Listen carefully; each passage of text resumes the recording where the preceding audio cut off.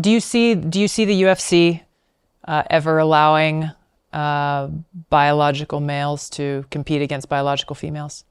I do not see the UFC allowing trans females in the UFC just based on what I know about Dana White. And he's made comments about it in the past when Fallon Fox was fighting.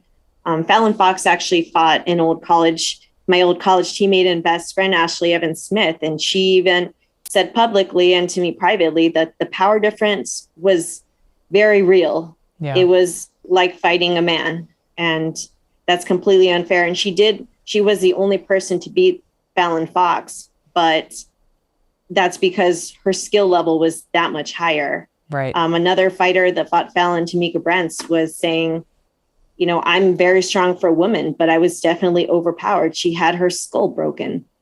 So I don't think it's fair. Even more recently, there's a fighter, Alana McLaughlin, I believe, in Fighting for Combate, and she kind of demolished her opponent as well. It's when we come to combat sports, it's a safety issue. Right. When we're talking about other sports, I think it's more of a fairness issue. But when we're talking about contact sports, especially combat sports, this is a huge safety issue. People are going in there to get hurt.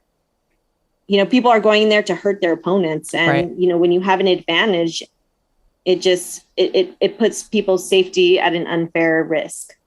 Do you think that if this changed, if trans athletes were allowed to compete in the UFC, what impact would that have on women in mixed martial arts as a whole? As a whole, I think that you definitely have women's safety at more risk. You'd have a lot more people taking a lot more damage because of an unfair advantage. You'd have women losing opportunities that they've fought their whole life for just to get into the UFC because it was taken by someone who had a natural physiological advantage.